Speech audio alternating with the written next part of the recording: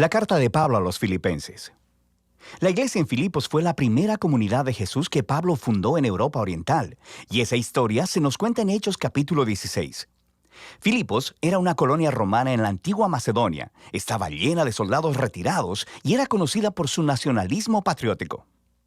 Así que, allá, Pablo tuvo resistencia cuando anunciaba que Jesús es el verdadero rey del mundo. Después de que Pablo salió de allá, aquellos que se hicieron seguidores de Jesús continuaron sufriendo resistencia, incluso persecución, pero siguieron siendo una comunidad vibrante, fiel al camino de Jesús. Pablo envió esta carta desde una de sus muchas prisiones y lo hizo por una razón muy práctica. Los filipenses habían enviado a uno de sus miembros, Epafrodito, para llevarle un regalo monetario a Pablo para su sostenimiento en la prisión.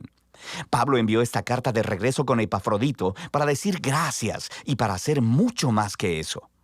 El diseño de esta carta no desarrolla una sola idea de principio a fin, como muchas de las otras cartas de Pablo. Más bien, Pablo ha reunido una serie de ensayos cortos, reflexivos o bocetos, y todos giran alrededor del centro de gravedad de esta carta, un poema en el capítulo 2. Este recuenta artísticamente la historia de la encarnación del Mesías, su vida, muerte, resurrección y exaltación. Luego, en cada uno de los bocetos, Pablo tomará palabras o ideas claves de ese poema para mostrar que el vivir como cristiano significa ver tu propia historia como una expresión viva de la historia de Jesús. Así que Pablo inicia la carta con una oración de acción de gracias y agradece a Dios por la generosidad de los filipenses por su fidelidad y expresa su confianza de que la obra transformadora que Dios ha empezado en ellos continuará mostrándose en más de esas hermosas expresiones de fidelidad y amor. Y Pablo, luego, se enfoca en la preocupación más obvia de ellos en ese momento, que es su condición en la prisión. Estar en una prisión romana no era algo fácil, pero paradójicamente había resultado en algo bueno para extender las buenas nuevas acerca de Jesús. Todos los guardias romanos, los administradores, todos saben que Pablo está en prisión por anunciar a Jesús como el Señor resucitado. Y su aprisionamiento ha inspirado confianza en otros cristianos para hablar de Jesús más abiertamente. Y Pablo es optimista de que será liberado de la prisión. Pero es posible que sea ejecutado. Y mientras reflexiona en esto, dice que realmente no sería tan malo, porque para mí, dice Pablo, vivir es el Mesías y morir es ganancia. Para Pablo, su vida en el presente y en el futuro es definida por la vida y el amor de Jesús por él. Así que, si es ejecutado, eso quiere decir que estará con Jesús, lo que sería grandioso para él. Y si es liberado, significa que puede seguir trabajando para empezar más comunidades de Jesús, lo que sería mejor para las demás personas. Y esto es lo que él espera que suceda. Y nota cómo funciona este flujo de pensamiento. Morir por Jesús no es el verdadero sacrificio para Pablo. Más bien, es permanecer vivo para servir a otros. Así que esa es la manera de Pablo de participar en la historia de Jesús. Sufrir para amar a otros más que a sí mismo. Pablo luego se vuelve a los filipenses y los exhorta a participar del ejemplo de Jesús pensando de la misma manera que él. Les dice, sus vidas como ciudadanos deben ser consistentes con las buenas nuevas del Mesías. Así que estos cristianos en Filipos vivían en un semillero de patriotismo romano, pero su manera de vivir debe ser moldeada por otro rey, Jesús, y eso podría traer persecución. Pero ellos no deben temer sufrir por estar asociados a Jesús, porque es la manera de vivir la historia de Jesús mismo, lo que lleva a Pablo al gran poema del capítulo 2.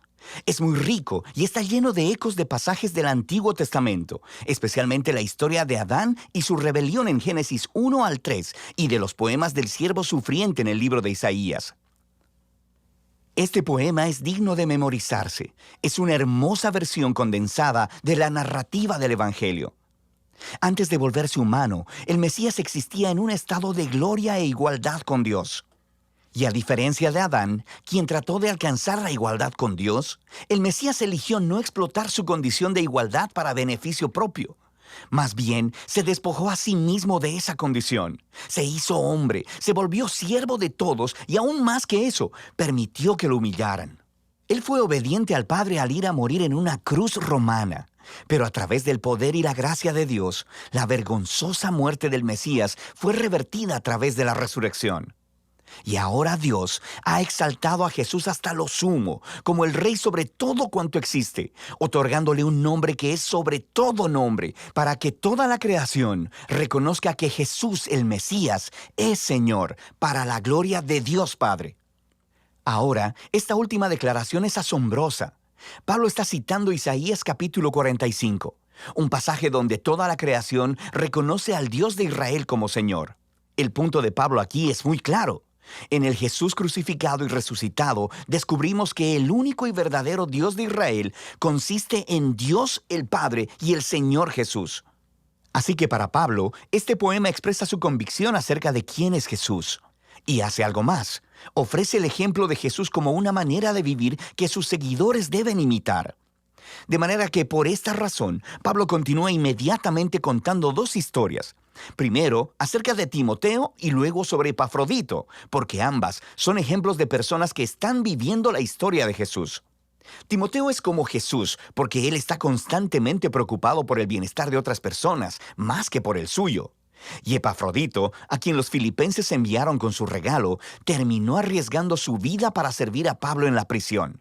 Se enfermó tanto que casi murió tratando de ayudar a Pablo, pero Dios tuvo misericordia de él y de Pablo al librarlo de perder un amigo. El punto de Pablo aquí es que este tipo de personas son ejemplos vivos de la historia de Jesús y son dignos de imitar. Luego, Pablo se vuelve hacia su propia historia como ejemplo. Esos cristianos que habían estado demandando la circuncisión de los cristianos no judíos, recuerda su carta a los Gálatas, todavía están causándole problemas a Pablo. Le siguen recordando de su pasado cuando solía perseguir a los seguidores de Jesús, cuando intentaba mostrar su rectitud delante de Dios con su celosa obediencia de las leyes de la Torá.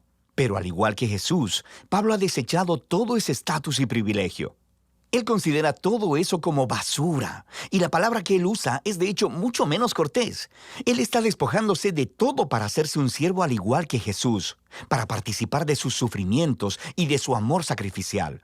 Y hace todo esto esperando que el amor de Cristo lo sostenga hasta la muerte y hasta la resurrección.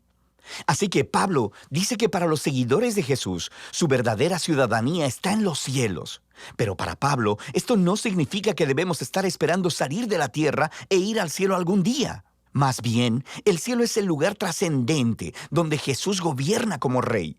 Y él dice, esperamos ansiosamente que nuestro Rey Salvador venga de ahí y regrese, para traer su reino de justicia sanadora y de amor transformador, para producir una nueva creación. Luego, Pablo reta a los filipenses a seguir viviendo la historia de Jesús. Él primero se dirige a dos mujeres líderes prominentes en la iglesia que trabajaron junto a Pablo, y ellas tienen alguna clase de conflicto. Así que Pablo les ruega que sigan el ejemplo de humildad de Jesús, que se reconcilien y sean unificadas. Pablo luego exhorta a los filipenses a no rendirse al temor, sino que a pesar de la persecución, expresen todas sus emociones y necesidades a Dios, quien les dará paz. Y esa paz, dice Pablo, viene al enfocar sus pensamientos en lo que es bueno, verdadero y amable. Siempre hay algo por lo que podrías quejarte, pero un seguidor de Jesús sabe que todo en la vida es un regalo, y podemos elegir ver la belleza y la gracia en cualquier circunstancia de la vida. Lo que lleva a Pablo a su conclusión. Él agradece una vez más por el regalo sacrificial de los filipenses y quiere que sepan que sus prisiones, sus tiempos de pobreza, no son verdaderas dificultades para él. De hecho, se convirtieron en sus mejores maestros, mostrándole que no importan sus circunstancias. Él ha aprendido el secreto del contentamiento, la simple dependencia en aquel que lo fortalece. Pablo ha llegado a ver su propio sufrimiento como una participación en la historia de Jesús. La carta a los filipenses nos da un vistazo único en el corazón y la mente de Pablo. Él veía su vida entera como una representación de la historia de Jesús. Y en esta carta puedes sentir su conexión cercana con Jesús, su conciencia de que el amor y la presencia de Jesús están más cercanos a él que su propia piel, y que eso es lo que le da esperanza y humildad en sus horas más oscuras. Así que Pablo nos muestra que conocer a Jesús es siempre un encuentro personal y transformador, y que esa es la clase de Jesús al que Pablo invita a los demás a seguir. Y de eso se trata la carta de Pablo a los filipenses.